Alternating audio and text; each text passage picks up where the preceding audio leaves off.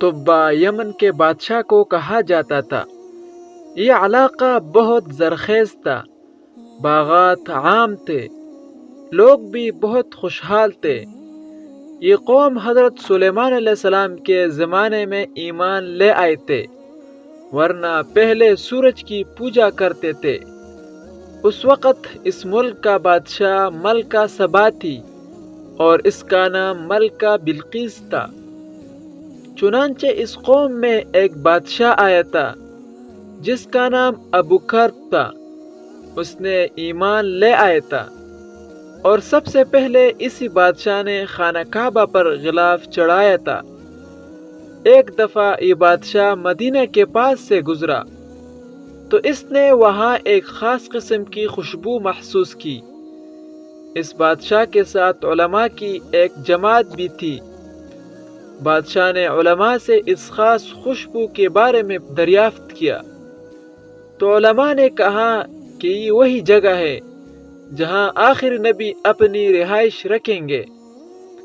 آخری نبی کا سن کر بادشاہ نے ایک رقعہ لکھا جس میں درج تھا کہ میں آپ پر ایمان لے آیا ہوں اور قیامت کے روز مجھے اپنی شفاعت سے محروم نہ رکھنا۔ اس خط میں طبہ کے بادشاہ نے رسول اللہ صلی اللہ علیہ وسلم سے درخواست کی کہ اگر میں آپ کی زندگی میں زیارت نہ کر سکوں تو قیامت کے روز میری شفاعت ضرور کرنا۔ میں آپ پر ایمان لا چکا ہوں اور قیامت کے روز مجھے فراموش نہ کرنا۔ میرا اس قوم سے تعلق ہے جو آپ سے پہلے گزر چکی ہے۔ بادشاہ کے علماء کی ایک جماعت بھی تھی، چنانچہ آپ نے علماء کی ایک جماعت کو اس جگہ رہائش رکھنے کا فرمایا اور ان کے لیے مکانات بنا کر دیے اور خوراک کا بھی بندوبست کر دیا۔ اس جماعت میں سب سے بڑا عالم تھا۔ اس کو یہ خط دیا اور تاکید کی کہ اگر تمہاری زندگی میں رسول اللہ صلی اللہ علیہ وسلم تشریف لے آئے تو خط ان کو دے دینا،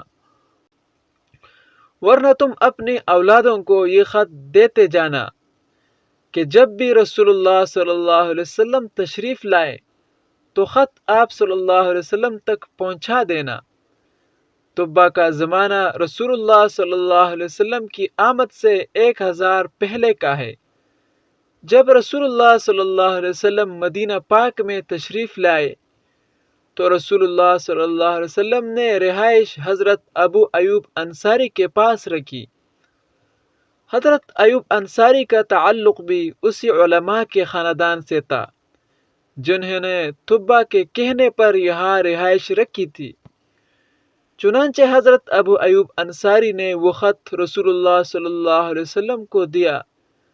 رسول اللہ صلی اللہ علیہ وسلم نے وہ خط لے کر حضرت علی رضی اللہ عنہ کو دیا۔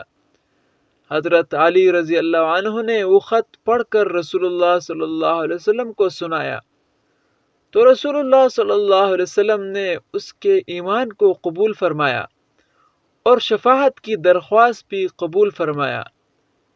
اس بادشاہ کے بعد طبہ قوم نے ایمان کو چھوڑ دیا اور بتوں کی پوجا شروع کر دی، جس وجہ سے اس قوم پر اللہ تعالیٰ کا عذاب آیا اور سارے ملیا میٹ ہو گئے۔ اللہ تعالیٰ ہمیں اپنے عذابوں سے محفوظ فرمائے۔ اللہ تعالیٰ ہمیں دین پر چلنے کی توفیق عطا فرمائے۔